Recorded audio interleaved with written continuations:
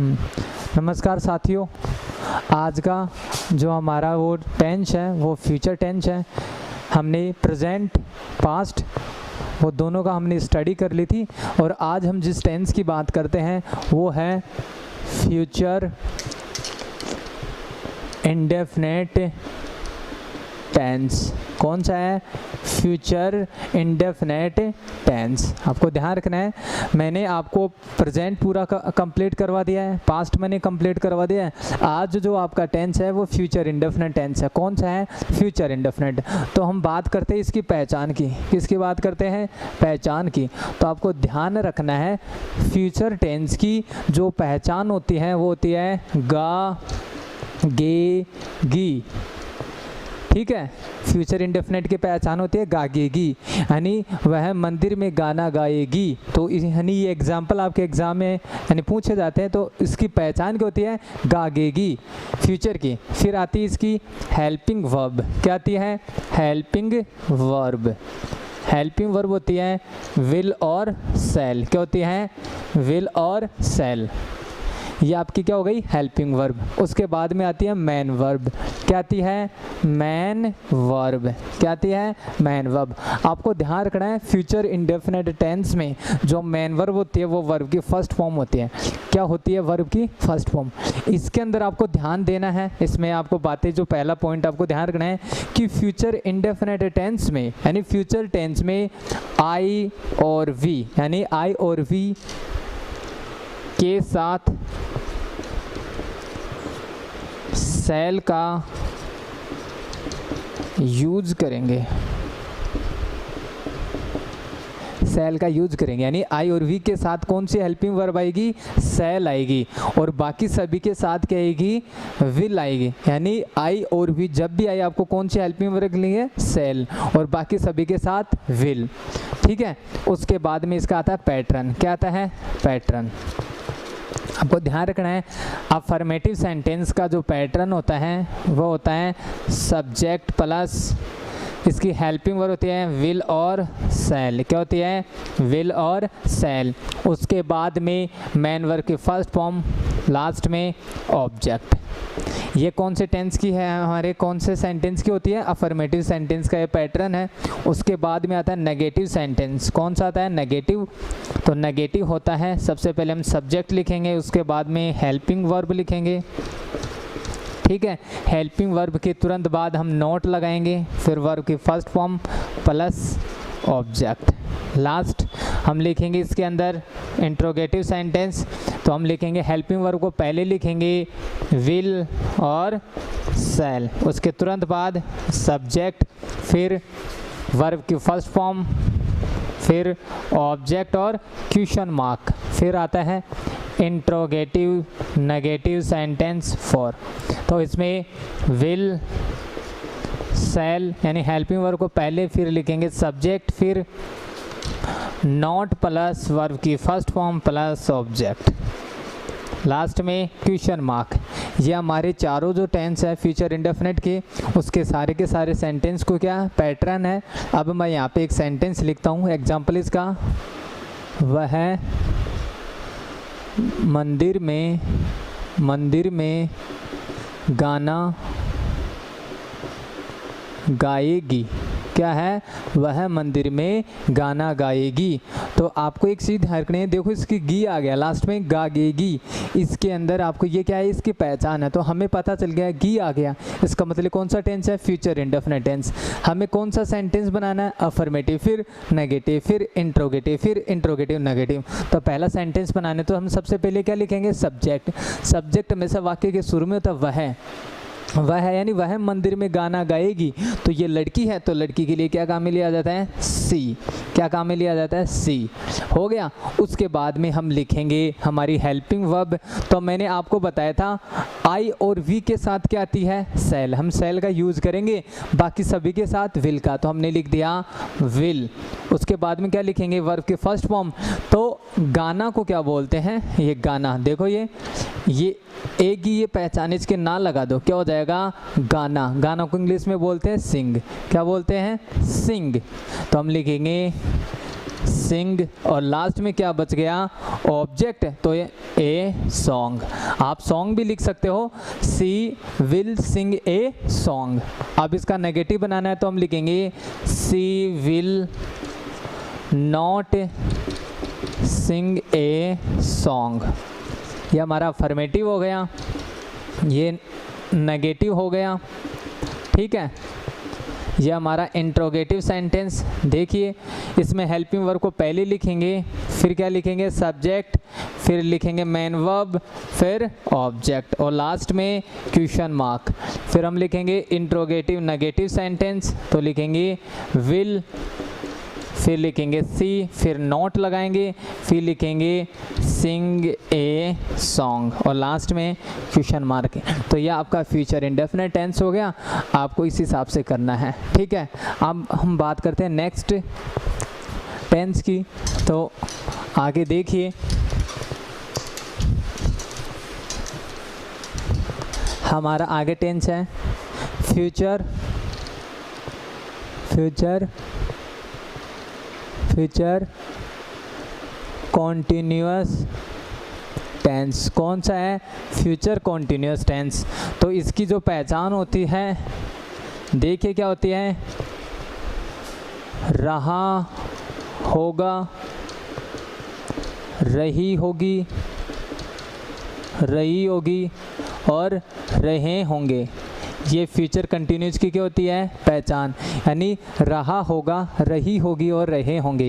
ये future continuous की क्या होती है, पहचान होती है। उसके बाद में इसकी आती है हेल्पिंग वर्ब। क्या आती है, हेल्पिंग वर्ब। तो आपको ध्यान रखना है, फ्यूचर कंटिन्यूस की जो हेल्पिंग वर्ब आती है वो आती है विल बी और शैल बी। क्या आती है, विल बी और शैल बी। मेरी बात समझ में नहीं, विल बी और शैल बी। अब आपको देखना है मेन वर्ब। क्या है, मेन वर्ब। आपको ध्यान रखना है, मेन वर्ब के अंदर कंटिन्यूस टेंस में हमेशा मेन वर्ब क्या आती है, वर्ब की फर्स्ट फॉर्म प्लस आईएनजी। और आपको ये बात फ्यूचर पूरे टेंस में ध्यान है, फ्यूचर टेंस में आपको ध्यान रखनी है कि हमेशा हमेशा हमेशा फ्यूचर टेंस में आई वी के साथ हम शैल का प्रयोग करेंगे। मेरी बात समझ में आ रही है कि हमेशा फ्यूचर टेंस में आई और वी के साथ हम किसका यूज करेंगे, शैल का प्रयोग करेंगे। तो आगे अब इसको ध्यान रखना है, इसका पैटर्न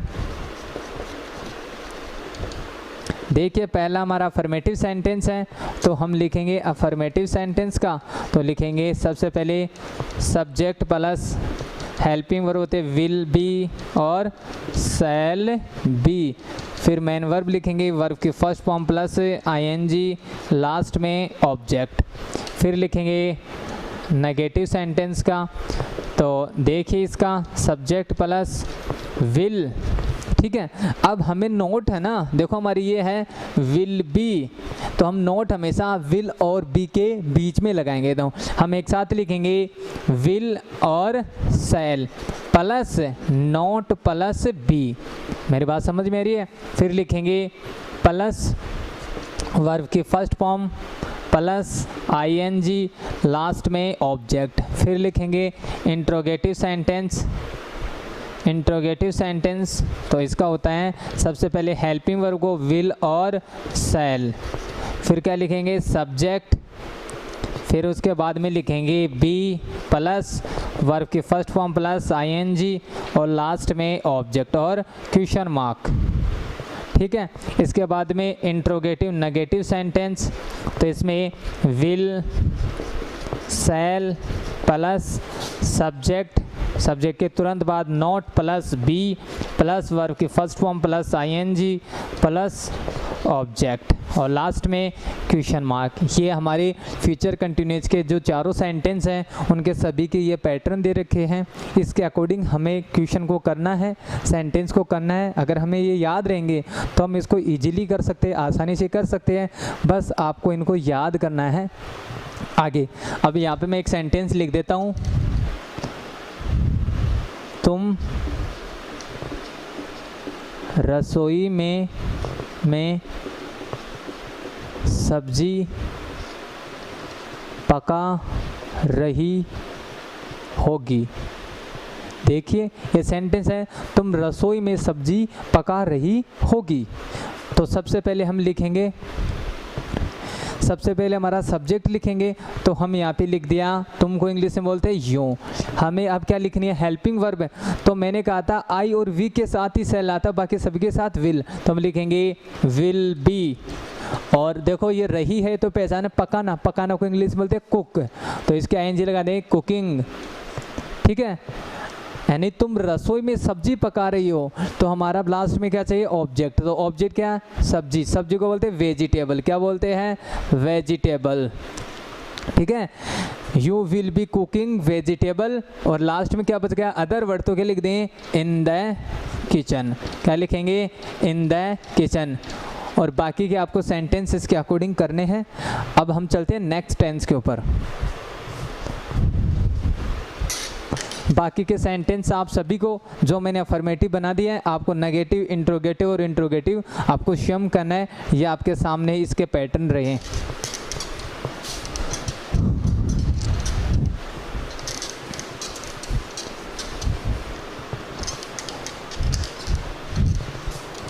आगे देखिए, आगे हमारा जो टेंस है वह future perfect tense. Future perfect tense, इसकी पहचान चुका होगा, चुकी होगी, चुके होंगे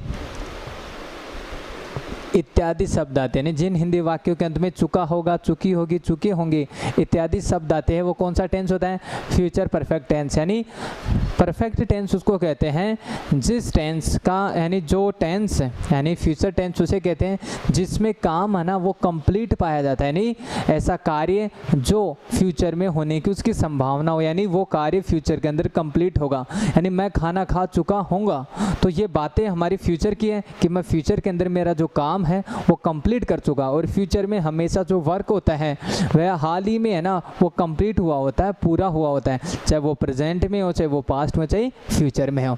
तो अब इसकी जो हेल्पिंग वर्ब आती है वो देखिए, इसकी हेल्पिंग वर्ब होती है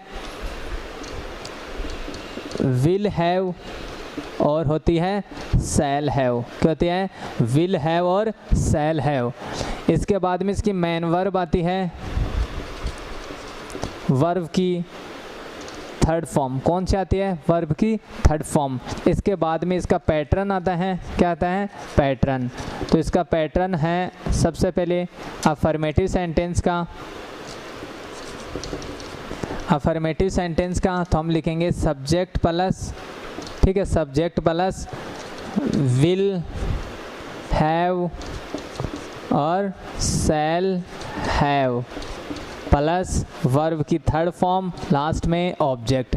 फिर लिखेंगे नेगेटिव सेंटेंस का, तो इसको होगा subject plus will shall plus not plus have plus verb की थर्ड फॉर्म, लास्ट में ऑब्जेक्ट। फिर इंट्रोगेटिव सेंटेंस का, तो इंट्रोगेटिव का होगा, हम सबसे पहले हेल्पिंग वर्ब को बाहर लिखेंगे will shall plus subject plus have plus verb की third form plus object, last में क्वेश्चन मार्क। फिर लिखेंगे इंट्रोगेटिव नेगेटिव सेंटेंस, इसका होगा will shall plus subject plus not plus verb की, फिर लिखेंगे हैव प्लस वर्ब की थर्ड फॉर्म, लास्ट में ऑब्जेक्ट और क्वेश्चन मार्क। ये चारों सेंटेंसों का हमारे पैटर्न है। तो मैं यहाँ पे लिख रहा हूँ हम खाना, हम भोजन खा चुके होंगे, हम भोजन खा चुके होंगे। तो यहाँ पे आ गए चुके होंगे। तो हमें इसको बनाना है, मैं आपको एक बताऊंगा, आपको चार करने हैं। तो सबसे पहले हम अफर्मेटिव बनाएंगे, तो हमको बोलते हैं वी। क्या बोलते हैं, वी। तो आपको ध्यान रखना, मैंने बताया था आई और वी के साथ, मैंने क्या कहा था, फ्यूचर में आई और वी के साथ क्या आता है, शैल, बाकी सभी के साथ विल। समझ में आ रहा है? तो हम लिखेंगे यू शैल हैव, क्या लिखेंगे, यू शैल हैव। फिर हम वर्ब की कौन सी फॉर्म काम में लेंगे, थर्ड फॉर्म। तो खाना को क्या बोलते हैं, खाना को क्या बोलते हैं, इट। और हमें यहाँ पे कौन सी फॉर्म लेनी है, थर्ड फॉर्म, तो इटन। क्या लिखेंगे, इटन। क्या लिखेंगे, इटन, इटन। और लास्ट में क्या बच गया, फूड। तो लास्ट में क्या लेंगे, food. We shall have eaten food. तो ये समझ में आ रहा है आपको। बाकी के जो नेगेटिव है, इंट्रोगेटिव और इंट्रोगेटिव नेगेटिव, ये आपको खुद को बनाने हैं। ये सेंटेंस आपके सामने, ये इनके पैटर्न रहा, इनको देख के इनके बाकी के 3 सेंटेंस आपको कंप्लीट करने हैं। आगे हम बात करते हैं।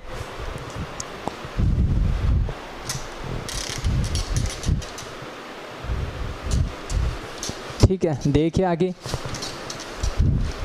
हमारे आगे जो टेंस हमारा फ्यूचर परफेक्ट कॉन्टिन्यूअस टेंस, इसकी जो पहचान होगी वो होगी से, रहा होगा, से रही होगी, से रहे होंगे। ये इसकी क्या होती है, पहचान होती है। इसके बाद में इसकी हेल्पिंग वर्ब ये होती है विल हैव बीन, और क्या होती है, शैल हैव बीन। इसके बाद में कंटिन्यूस है तो मेन वर्ब में क्या आएगा, वर्ब की फर्स्ट फॉर्म प्लस ing। अब हमें पैटर्न बनाना है, तो पहला हमारा असर्टिव सेंटेंस, तो इसके अकॉर्डिंग हम कर सकते हैं। सबसे पहले हम लिखेंगे सब्जेक्ट, उसके बाद में क्या लिखेंगे, हेल्पिंग वर्ब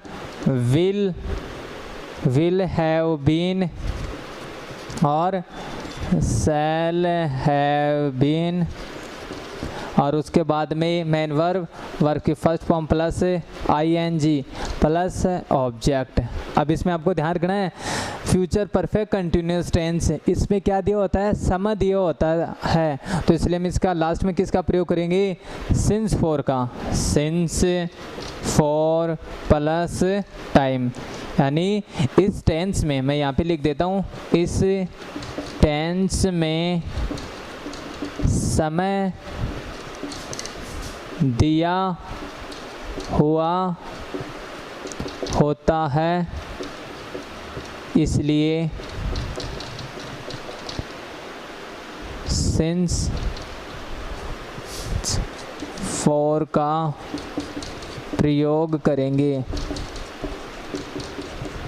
ठीक है, इसके बाद में इसका नेगेटिव बनाना है, तो हमने लिखना है subject plus will have been plus shall have been. ठीक है, अब मेरी बात सुनो, इसके अंदर हम नोट लगाएंगे। तो इसके लिए मैं यहाँ पे फिर से आपको यहाँ पे बता देता हूँ कि आपको विल हैव, ठीक है, और यहाँ पे लिख देता हूँ मैं शैल हैव। ठीक है, नोट इनके बीच में लगेगा विल हैव या shall have plus not plus been. मेरी बात समझ में आ रही है? आप कैसे लिखोगे, विल हैव फिर लगाओगे नोट, फिर क्या लिखोगे, बीन, या शैल हैव फिर नोट प्लस बीन। यानी हमेशा विल हैव के बाद में नोट लगेगा और बीन के पहले। तो इसका हो गया। फिर लास्ट में वर्ब की first form plus ing, last में object plus since for plus time. ये नेगेटिव का पैटर्न हो गया। फिर हमें हेल्पिंग वर्ब लिखनी है, तो will have plus shall have plus subject plus been. फिर क्या लिखेंगे, वर्ब की first form plus ing, last में object plus since for plus time. ठीक है, इसके बाद में लिखेंगे विल हैव और लास्ट में क्या लगाएंगे, क्वेश्चन मार्क। फिर क्या लिखेंगे, will have plus shall have plus subject plus not plus been plus verb की first form plus ing, last में object plus since for, since for plus time. ये मेरी बात समझ में आ रही है? ये हमारे चारों सेंटेंसों के फ्यूचर परफेक्ट कंटिन्यूअस टेंस के सभी के सेंटेंसों के क्या है, पैटर्न है। अफर्मेटिव कैसे बनाया जाता है, नेगेटिव कैसे बनाया जाता है, इंट्रोगेटिव कैसे बनाया जाता है, और इंट्रोगेटिव नेगेटिव सेंटेंस कैसे बनाया जाता है। इन सभी के मैंने पैटर्न लिखवा दिए। मैं यहाँ पे सेंटेंस लिखवा रहा हूँ। मैं 2 घंटे से अंग्रेजी पढ़ा रहा होऊंगा। मैं 2 घंटे से अंग्रेजी पढ़ा रहा होऊंगा। ठीक है, मैं 2 घंटे से अंग्रेजी पढ़ा रहा होऊंगा, यानी मैं आपको 2 घंटे से इंग्लिश पढ़ा रहा होऊंगा। तो ये देखो होऊंगा, ठीक है, होऊंगा, यानी मैं आपको 2 घंटे से अंग्रेजी पढ़ा रहा होऊंगा। ठीक है, आगे देखिए अब इसको कैसे करेंगे। तो अफर्मेटिव सेंटेंस बना, सबसे पहले लिखेंगे सब्जेक्ट। तो मैं को इंग्लिश में क्या बोलते हैं, आई। क्या बोलते हैं, आई। और मैंने आपको बताया था फ्यूचर टेंस में आई और वी के साथ किसका यूज करेंगे, सेल का। तो क्या हो जाएगा, आई सेल हैव बीन। ये मेरी बात समझ में रहे, क्योंकि इसकी हेल्पिंग वर्ब होती है सेल हैव बीन। तो सबसे पहले सब्जेक्ट, फिर हेल्पिंग वर्ब, हमें सब्जेक्ट चाहिए फिर हेल्पिंग वर्ब चाहिए।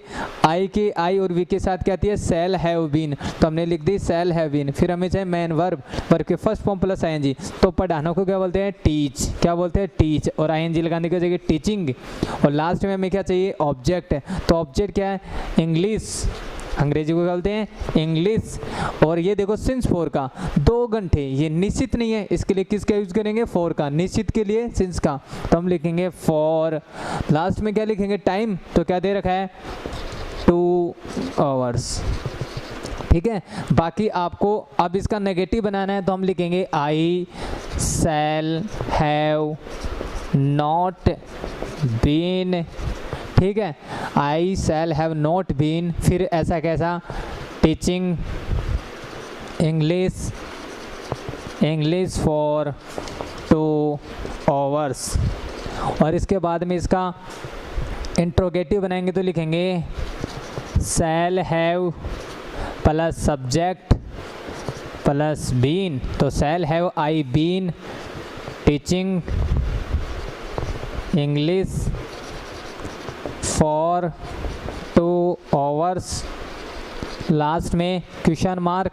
और इसका इंट्रोगेटिव नेगेटिव शैल हैव, फिर लिखेंगे आई, फिर not plus been teaching English for 2 hours. और लास्ट में क्वेश्चन मार्क। इस प्रकार आपके जितने भी सेंटेंस हैं ये कंप्लीट हो सकते हैं। और मैंने आपको तीनों टेंस, प्रेजेंट, पास्ट, फ्यूचर, चारों के चारों टेंस हैं, तीनों के तीनों जो टेंस हैं मैंने आपको कंप्लीट करवा दिए हैं। इस प्रकार जैसे प्रेजेंट के 4 मैंने आपको पहले करवा दिए थे, प्रेजेंट के, पास्ट के और फ्यूचर के मैंने आज कर। इस प्रकार आपका जो टेंस टॉपिक है वो पूरा हो गया।